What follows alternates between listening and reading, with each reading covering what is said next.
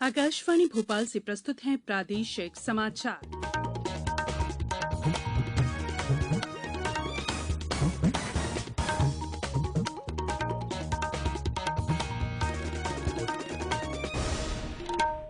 नमस्कार, समाचारों के साथ मैं संयुक्ता बैनर्जी। 18 साल से अधिक आयु वर्ग के लिए सरकारी केंद्रों पर निःशुल्क राष्ट्रव्यापी कोविड टीकाकरण अभियान जारी है।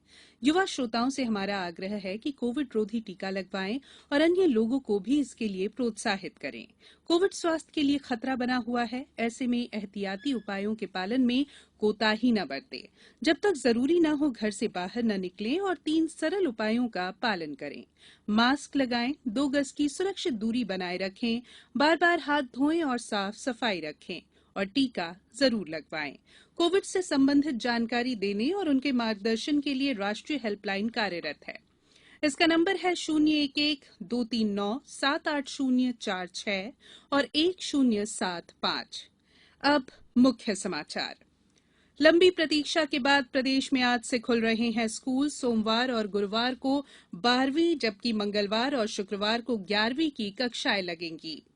आज करगिल विजय दिवस है। वर्ष 1999 में हुए करगिल संघर्ष में शहीद भारतीय सैनिकों को दी जाएगी श्रद्धांजलि।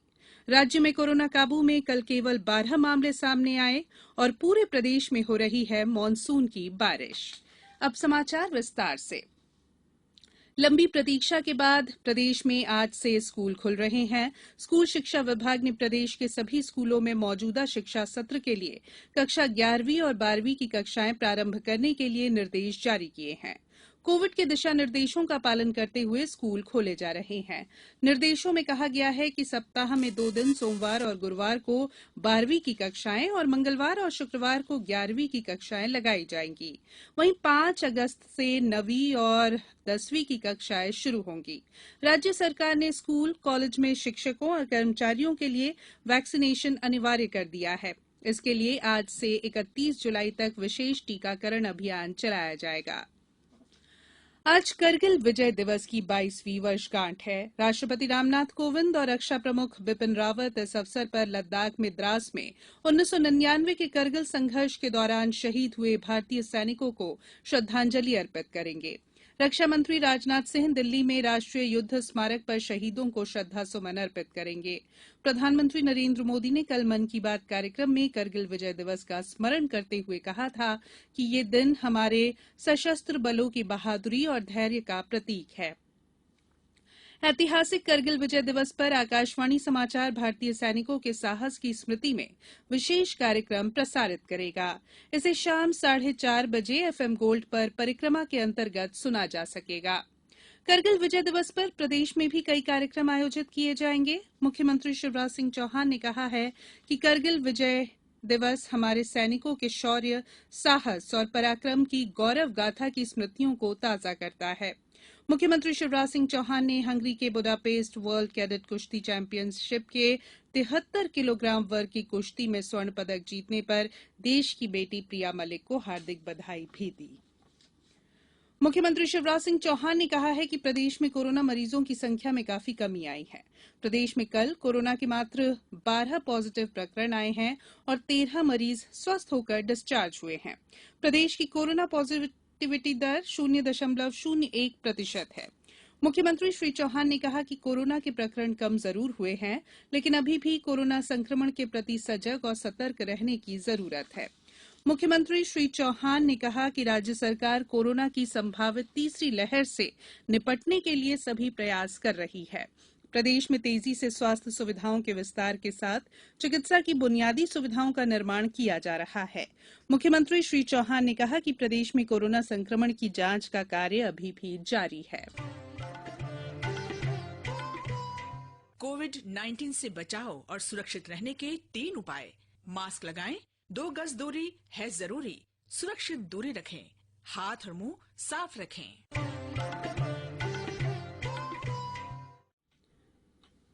ब्रेक के बाद बुलेटिन में एक बार फिर आप सभी का स्वागत है। हंगरी के विश्व कैडेट चैंपियनशिप में भारत की जूनियर पहलवान प्रिया मलिक ने 73 किलो भार वर्ग में स्वर्ण पदक जीता। प्रिया ने वर्ष 2019 में खेलो इंडिया युवा खेलों में भी स्वर्ण पदक जीता था। शुक्रवार को जसकरण सिंह को 60 किलो फ्री स्टाइल में रजत पदक मिला। फाइनल में जसकरण को उज्बेकिस्तान के कामरोनबेक कादामोव से हार का सामना करना पड़ा। टोक्यो ओलंपिक में भारतीय खिलाड़ी अपना सर्वश्रेष्ठ प्रदर्शन कर रहे हैं। भारत की एमसी मैरीकॉम महिलाओं की फ्लाईवेट श्रेणी में अगले दौर में पहुंच गई हैं। मैरीकॉम स्प्लिट निर्णय के आधार पर जीती। भारत की स्टार बैडमिंटन खिलाड़ी और रियो ओलंपिक 2016 की रजत पदक विजेता पीवी सिंधु अपना पहला मैच जीतकर अगले दौर में पहुंच गई है। सिंधु ने इजरायल के कसीनिया पोलिकारपोवा को 21-7, 21-10 से पराजित किया। नौकायन में अर्जुन लाल जाट और अरविंद सिंह की भारतीय जोड़ी ने पुरुषों की लाइट वेट डबल्स स्कल स्पर्धा में सेमीफाइनल में प्रवेश कर लिया है। भारतीय जोड़ी ने रेप चेज मुकाबले के दूसरे राउंड में तीसरा स्थान हासिल किया। तलवारबाजी में भवानी देवी ने ट्यूनीशिया की बेन अजीजी नाडिया को 15-3 से हराकर अगले दौर में प्रवेश किया। तीरंदाजी में अतनु दास, तरुणदीप राय और प्रवीण जाधव पदक जीतने का जोर लगाएंगे। टेनिस में सुमित नागल दूसरे दौर का मुकाबला खेलेंगे। टेबल टेनिस में महिला सिंगल्स में सुतीर्थ मुखर्जी दूसरे दौर का मैच खेलेंगी, जबकि मनिका बत्रा तीसरे दौर का मुकाबला जीतने की कोशिश करेंगी। पुरुष डबल्स बैडमिंटन में सात्विक साई राज रंकी रेड्डी और चिराग शेट्टी की जोड़ी दूसरे दौर के मैच में बैडमिंटन कोर्ट पर होगी। आकाशवाणी से इस मैच का सीधा प्रसारण किया जाएगा। इसे सुबह 9 बजे से एफएम रेनबो और अतिरिक्त मीटरों पर सुना जा सकता है। ये प्रसारण आकाशवाणी के यूट्यूब, डीटीएच और news on AIR mobile app पर भी उपलब्ध होगा। इस प्रसारण की वजह से आज जिले की चिट्ठी का प्रसारण नहीं हो पाएगा। मुक्केबाजी में पुरुषों के 75 किलोग्राम भार वर्ग में आशीष कुमार विजयी पंच चढ़ने का प्रयास करेंगे। तैराकी में पुरुषों की 200 मीटर बटरफ्लाई स्पर्धा में साजन प्रकाश तरणताल में होंगे। महिला हॉकी में पूल ए के अपने दूसरे मैच में भारतीय टीम का सामना जर्मनी से होगा। अब बात करेंगे मौसम की। प्रदेश के लगभग सभी जिलों में मानसून की अच्छी बारिश हो रही है। पिछले 24 घंटों में 52 जिलों में कहीं तेज तो कहीं रुक रुक कर वर्षा दर्ज की गई। 40 से अधिक शहरों और कस्बों में 3 से 8 इंच तक पानी बरसा। सर्वाधिक बारिश अनूपपुर में दर्ज की गई। यहां 9.38 इंच बारिश हुई। वहीं विदिशा जिले में 4 इंच पानी बरसा। विदिशा जिले में हुई बारिश से विदिशा अशोकनगर मार्ग पर यातायात प्रभावित रहा। गंजबासौदा में भी बेतवा नदी के पुल पर पानी आने से सड़क आवागमन बाधित हुआ। दूसरी ओर मौसम विशेषज्ञ वर्षा को सोयाबीन और धान की फसलों के लिए अच्छा मान रहे हैं। मौसम विभाग ने कहा है कि उज्जैन, भोपाल, इंदौर, होशंगाबाद संभागों में कहीं कहीं हल्की बारिश होने के आसार हैं। वहीं जबलपुर, रीवा, शहडोल, सागर, ग्वालियर और चंबल संभाग में भारी बारिश की आशंका है।